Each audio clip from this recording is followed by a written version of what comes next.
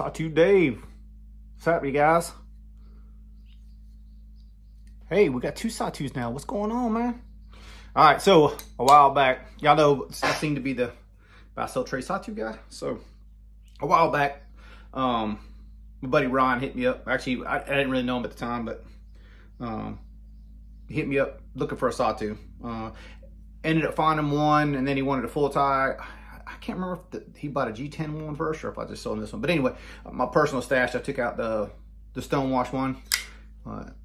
He had one like in the service when he was in the service, and he wanted another full tie Sawtooth. His was DLC, but he wanted another full tie, and I just sold him the one I had, which pretty much, not directly, but indirectly left me with pretty much one Sawtooth for quite a few months now. But he acquired a full DLC Sawtooth, and he was cool as hell about selling me back this one. Not only did he sell it to me back, but sell it back to me, I guess I should say. Gave me a pretty steep discount on it too. So man, huge shout out to Ryan. Appreciate you, bro. But I'm glad to have the full tie stonewash back in the collection. I did throw one of my backspacers in here. I had a extra backspacer. I got a few that are like blems that I'm thinking about reworking now that I got the mill. I might do that. I don't know. We'll see. But man, such a freaking cool week, and this is what started it off right here, getting this guy back. Because like basically we talked about it, and he next dated as soon as we agreed that I was going to get it back. He next dated right back to me, so like pretty much kicked the week off with a Sawtooth. I guess it's Tuesday, but still same thing. Like pretty much kicking the week off with a Sawtooth. So that's pretty damn epic right there. Absolutely can't complain at all. Maybe was it Monday? No, it's pretty much. I think it was Tuesday when I got it, but. Hell of a week, man. So I have a few from JD. Y'all didn't like how I edited over the pot when I was just bullshitting last week. Edit was a fail. You know, you gotta try sometimes, see what people like and what people don't like. But quite honestly, like I understand where people were coming from. Like I was talking about certain things and showing other things. I think I was trying to get over y'all just looking at me. I was showing you something else instead of just listening to me ramble like I'm doing right now. But overwhelmingly, you guys didn't like it, so we ain't gonna do that no more. So I'm gonna pause here. I'm gonna put in a clip from JD's stuff, and then I'll kind of sort of preemptify, I guess, or maybe not pre, because it's post-emptify. That's a little midweek progress here. I don't remember what either one of these names are. You guys probably know what they are. JD Free DC sent these in. So JD's bro, he hit some of that last calls. So we did a little hollow. It's not the most in. I just did it kind of relieve most of the meat behind it instead of trying to take it down to a thinner edge. I just kind of relieved a lot of the meat behind it, and that's kind of sort of what he seemed to want from this little guy. But just a nice little hollow, and then a KME edge on top of that. I think this is a Vostite as well, if my memory serves. About to open it on my hand. There we go. And on this one was a little bit more of a challenge because the way the blade was shaped. So hopefully you can see it in the right light there. But this is a 14-inch hollow, which is kind of shallow. And this, I left the tip flat. So, but I removed a lot of the thickness of the material down here. So he basically just said on both of these that he wanted them a little bit thinner behind the edge, a little thick for him. So I don't know. I don't use knives like either one of these. Not that I'm opposed to it, but I just like in general haven't used them. So it's kind of hard for me to grind a knife that I've never really had a use for, or you know, used at all. So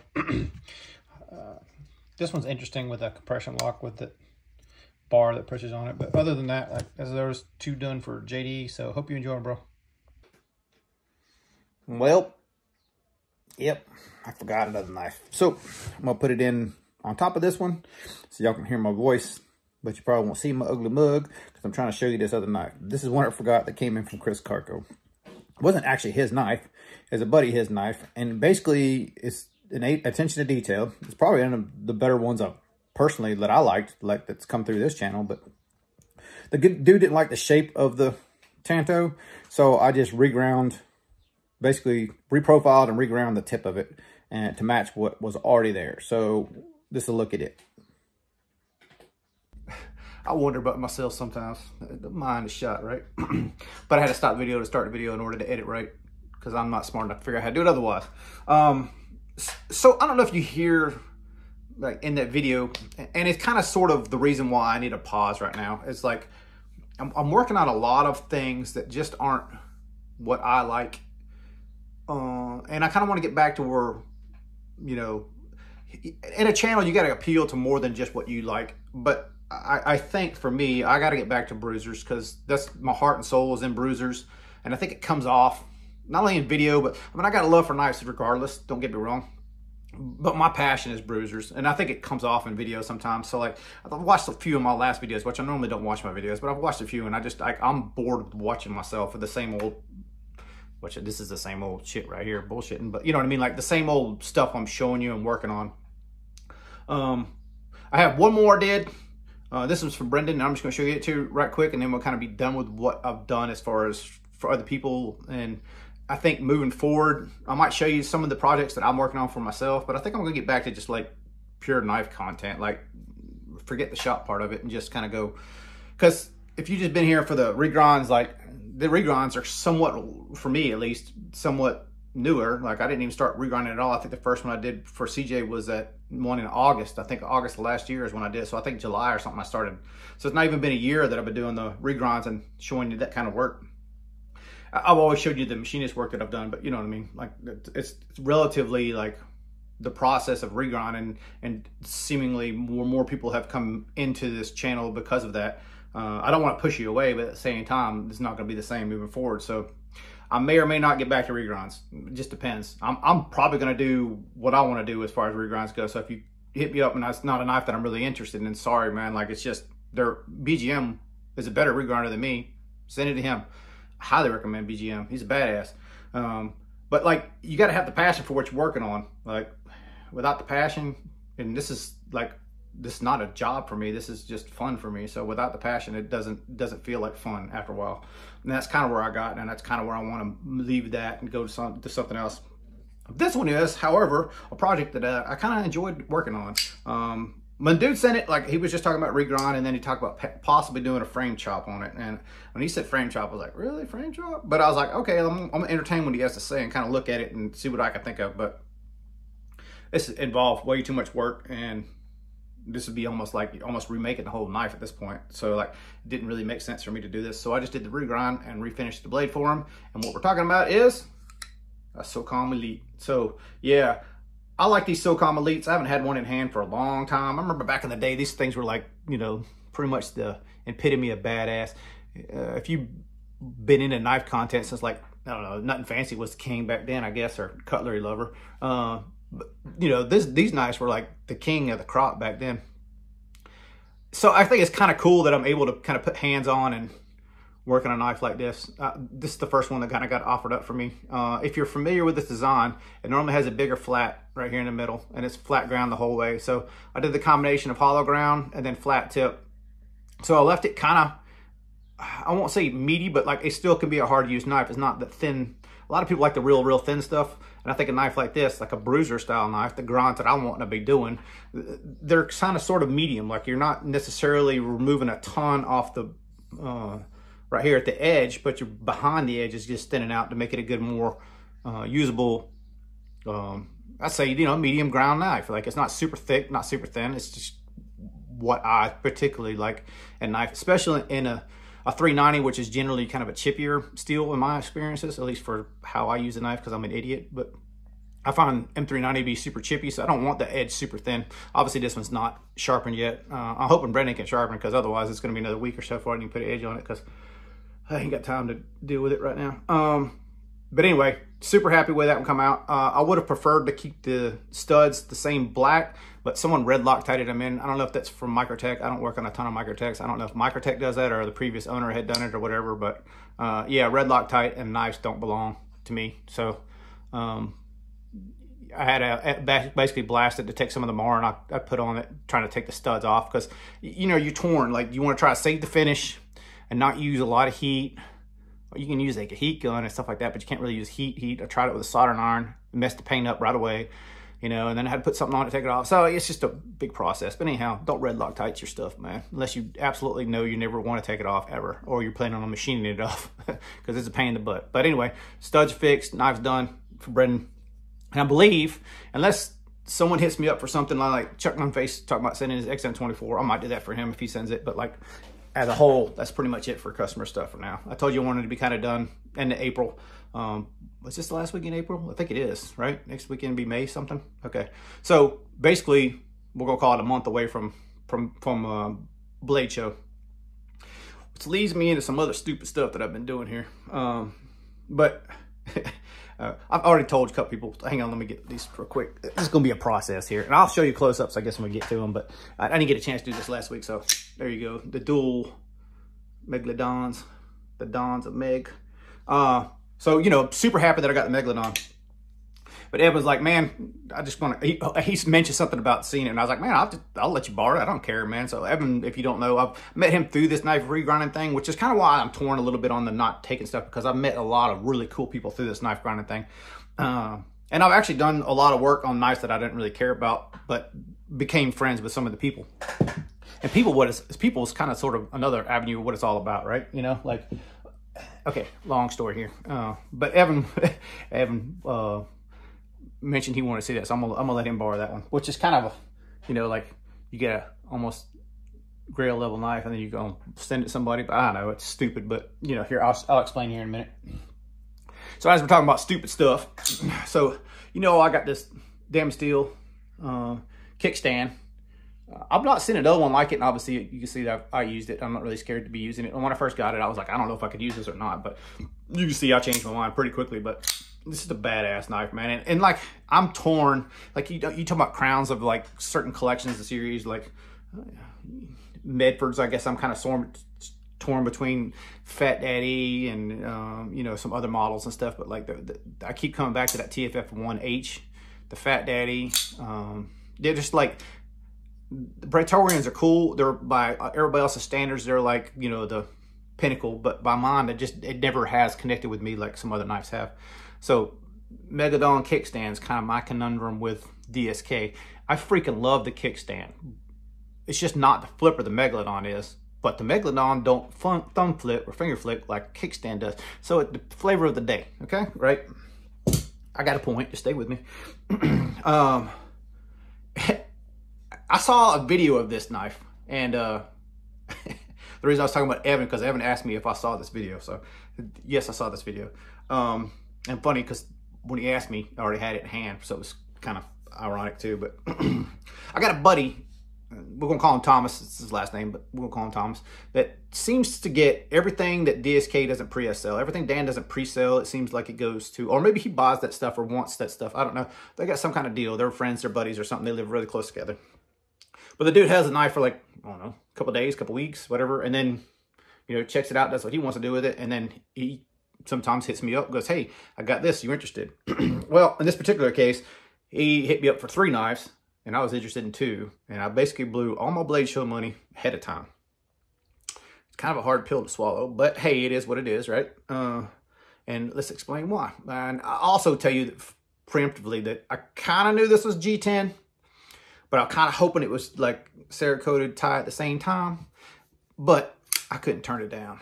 So if you've seen Dan's post of this, it's like a Baker Forge. I'm not sure if it is a Baker Forge or not, but it's a copper Damascus. So if you look close, I don't know if you can be able to see it in the video or not, you can still see some of the Damascus in this, even this polished side right here. But yeah, I had to get another kickstand.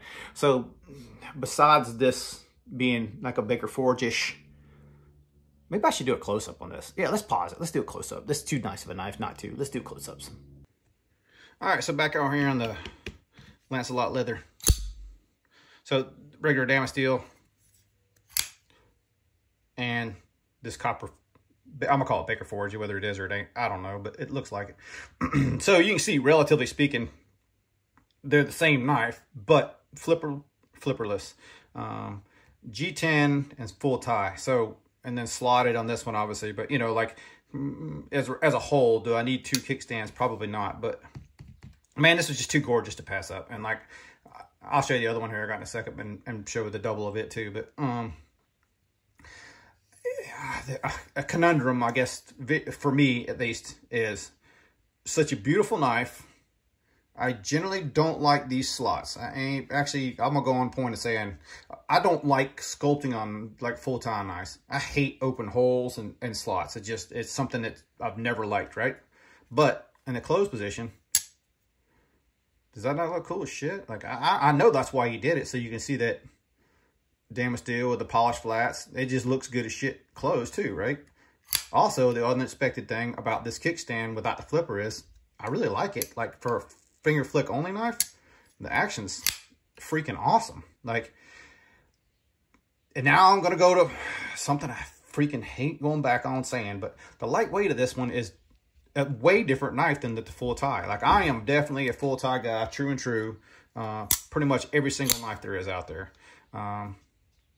There's something to be said about the lighter weight G10, and I haven't got over the fact that this is so new to bust it apart and try to make a scale yet. But you know it's coming. Like I'm gonna probably make a scale for it. It's just almost inevitable that it's gonna happen. Like, let me grab this other one I had a minute ago. Oh, it's in my pocket. That's right. Yeah. So, you know, I made the scale for this VXC.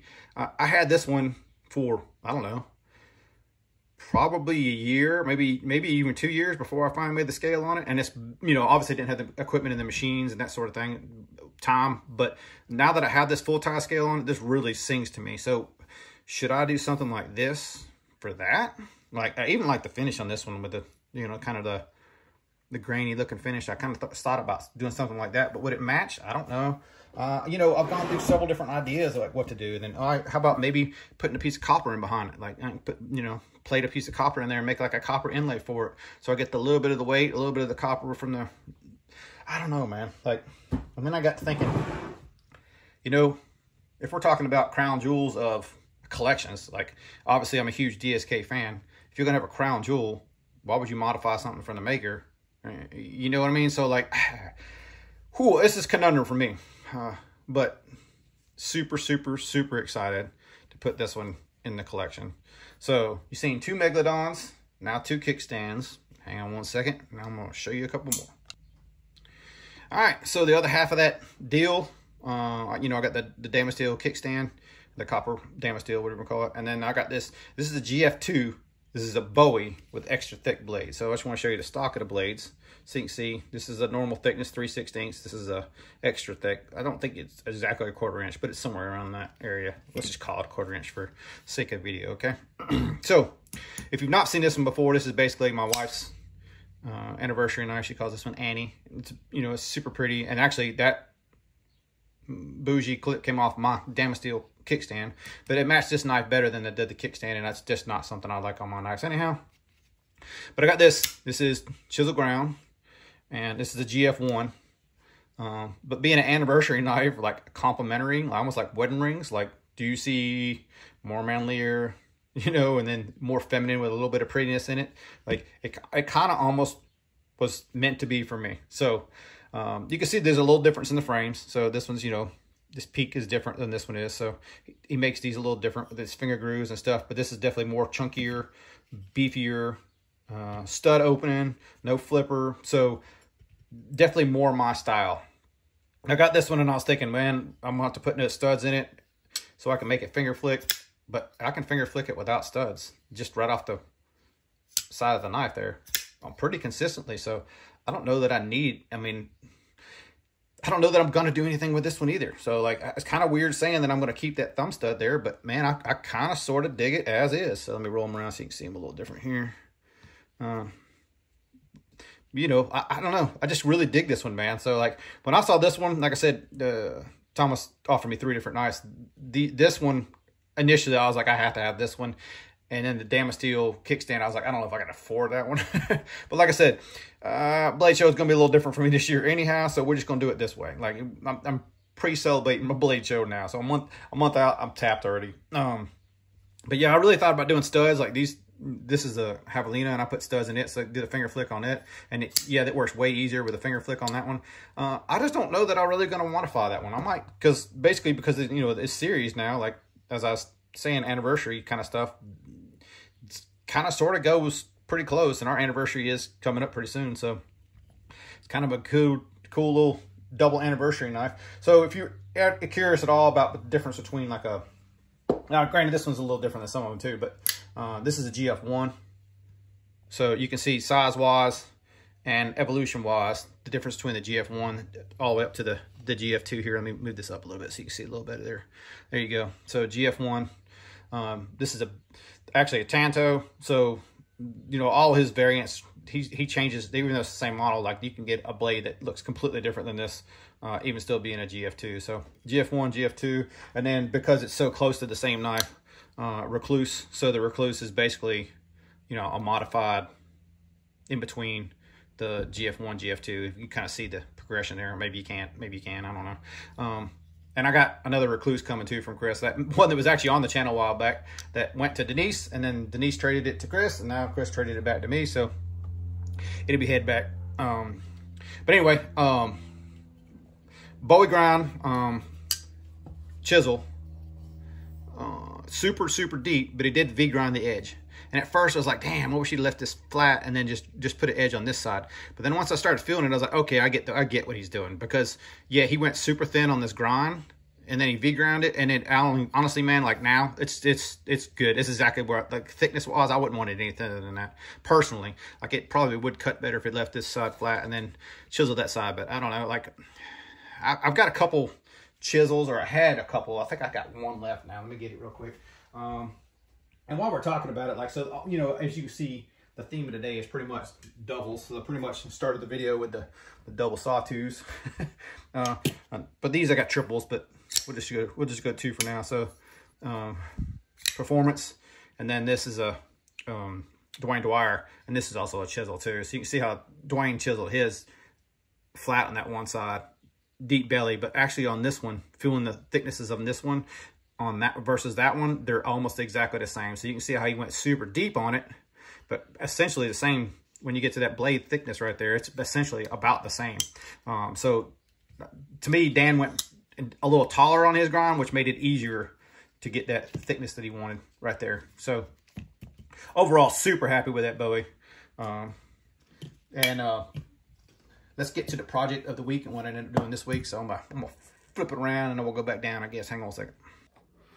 All right, so for a major project for the week for myself, like, I was actually having a little time for myself this week. This is pretty much a full day, actually. I had talked about the RSK Paragon staying here. That's going to happen now. Chris and I made a 3-knife trade. Basically, I traded him 3, he traded me 3. So I told you I'm getting that other Recluse M. So the Paragon became mine. I don't know. I'm going to put this in a weird way. Maybe some of you can relate, maybe some of you can't. If you're playing guitar and you want to get to like a certain level of guitar player, you tend to learn other people's music, you know, improve your licks, learn someone else's style, or at least, you know, mimic the style or whatever in someone else's. So that's kind of what I look at, like, when I start doing these scales, like I did the DSK style for the VXC, the scale, it's not style, I did the VX. Let me find the damn thing. Having a hard time with words right now. When I did this scale, you kind of get a feel for what the maker likes, like in his knife and his style. So the Paragon had this carbon fiber scale on it, right? And I said from the rip that, you know, it's not my style. Full tie is definitely where it's at, especially like for me, the bigger knives, which is why that Damasteel, copper Damasteel is still the conundrum for me. But anyhow,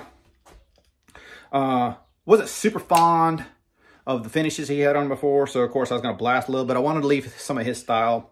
I wanted to mimic what he had done, and then after I did it, I was kind of wishing I would have just modified it the way I thought I should have to start with. So I'm going to quit bullshitting a little bit. Still show you the backside first. So, you know, this is all his work. This is none of my work. This is his finishing here, and all these screws are finished for him. This one needs to be finished better. I will finish it better, but I blasted it. It all had that kind of, it's kind of tone to it, but I don't know if you can see these ripples in this. Basically how he relieved it, it kind of sort of makes it mimic a convex, like it's just relieved to like a convex. So I thought, I did the scale for Mitch last week. I didn't tell you guys really a hell lot about it because honestly, man, like the reason I kind of edited a lot of those videos out was what I said in the videos is not what I wanted you guys to hear. Just, I don't want to be a negative person. So like, not that the scale or the job or anything that they do that's negative, but like hearing my own voice, like I tell I wasn't like in the mode where I should have been doing a video. But what I wanted to come across on that video was I did that convex Project X scale for Mitch. And I was like, man, it came out really cool. If it was mine, I would have blasted it, stonewashed it. So as you can see, now you got a This top scale is mine, and the bottom's his. So you can see it's a little thicker than what he did, which is what I was looking for, because I remember I complained last week about the thickness of the handle, but I contoured it all. But this one was definitely a step different than that Project X. I know it's not gonna come off on all the lines and stuff like this, but the Project X is basically like, it from start to finish was pretty much straight. So when you're putting that radius on it, you're not changing corners. You know, like if that made sense, like as I'm going, I'm not twisting this corner. I'm just staying straight on it. That was a huge difference between this one and that one. The also huge thing on this one is the width here on this scale versus the rest of it being pretty much, you know, aside from the twist, but pretty much the same width, right? So this is a much flatter. So if I'm grinding this, like I have to keep the belt much flatter on the tip and then roll into more steep as I'm going. So to be able to contour this, and then, you know, at that, when you're coming up on the belt here, keep it flat here and then roll into it. If that makes sense, as I'm trying to slack belt the contour on it. And this one also has the steps in it. So like some of these steps, I'm gonna get a little closer to the camera. Some of these steps in these, you can see how they're a little uneven. It's basically me trying to learn how to do this, man. So like some of this I'd had to do by file. You can kind of sort of see where it's radius. I did file and then, you know, sand it on top of it. Some of it's the curve as you're going. And then you have to turn and curve to get this angle feeling funny once you've got it in hand. Like, oh, that don't feel right. Let me relieve a little bit more right in here. So a lot of this was just finagling. So, you know, this is pretty much a whole day project, but super happy how it came out. And I'm hoping it coming across in video where you guys can actually see it. I probably should have done a top down of this one too, but you know what? I didn't feel like it. But as I was talking, flaws in design kind of thing. So let me open it up a little bit. So see this stop pin right in here? This is a 632 screw, and he had this threaded. So you basically had to thread this bolt through this and then into this frame. It don't work, man. It always left a gap because you either tighten it on this or you tighten it here. But you never got them both exactly the same. Like, it never worked out that way for me. Or at least I never figured out a way to do it. And even when the knife was Steve Clare's a while back, and I had seen it, I thought that was a weird design of how he did it. But I tried to mimic it. I'll never do this again. Like, so I cleared this afterwards. By clearing it, I mean I drilled the threads out of the thing so it would just slide over the bolt. So the bolt is essentially the pin, which is not as beefy and as robust as I would particularly like it to be, but it's already done at this point. I can make another pin and try to modify it, but I'll probably leave it as is until I have an issue. Obviously backspacer I left his style too, so you can kind of sort of see where he liked the flats, and then that finish right there, which is what the tie was before. I actually like the color of that tie. It's not bad. It's kind of like a brownish dark red blast. I don't know how he did it. Maybe it's anno or something like that. But I left the blade alone, other than just using it. You can see I've been using it, but I'm not abusing it, just using it. But overall, learned a ton in doing this scale, and it took a ton of time, if I didn't already mention that, like a ton. But I'm pretty happy. Like everything matches, like all the radius and stuff matches as best I could anyhow. Like in that style, that DSK, I try to mimic the maker, and this is the same kind of thing I try to do with this. Just try to mimic the maker, and basically like if I'm thinking like if RSK would have done a contour scale, what he would have done, kind of thing. But also putting my style on it too. So it's got to be bigger and beefier. You know, it just has to be. I'm a little on the fence because the action is really good on the flipper. But man, if it was gone, it would be so much better to have that finger rest right there. But I don't know, at the same time, man, like it works. It works as is. So I also did something else, which is relieve. So he only had one little relief right here. If you watch me in most of my videos, I like to use both fingers and come in here and use both fingers to unlock the knife. The claw, if you will. I think that's a Medford term. Somebody said it was me, but no, I didn't. I think Medford, that's the first person I heard talk about the claw. But I've always clawed my knives like that style, but even before it had a name. So I relieved my scale as well in the same. You can see I went from basically this point all the way up. So now you got a decent amount of finger room in there to get fat fingers in there to unlock knives. So way easier for me, way more of my style now, and improve the action tremendously. Like if you felt this knife before, like it was good, but it wasn't like spectacular. But now it's, you know, it's money now. Like absolutely would love Chris or Steve to handle it now and see what they think compared to where it was before, since both they on the knife previously. But yeah, super happy with that project. That one came out real nice. So I guess the story of the week, or the question of the week is, or this coming week, will I do a scale for the kickstand? And I think the answer is going to be yes. I'll make one. I can always take it back off, right? So I'm thinking that's probably what I'm going to do next. Just to go ahead and make a scale for it, see what happens. But like I said, moving forward, I'm kind of going to try to get back to more pure knife, and less shop. So for at least a little while anyhow, you know, I mean, you can't always keep it one way or the other, I don't think. It's all got to be what your life is and what you're passionate about the knife is. You also didn't like the short videos last week, right? Just checking, because I know this is going to be a long one. But I hope you enjoyed it. Y'all be cool. We'll check in with you next week. Later, y'all.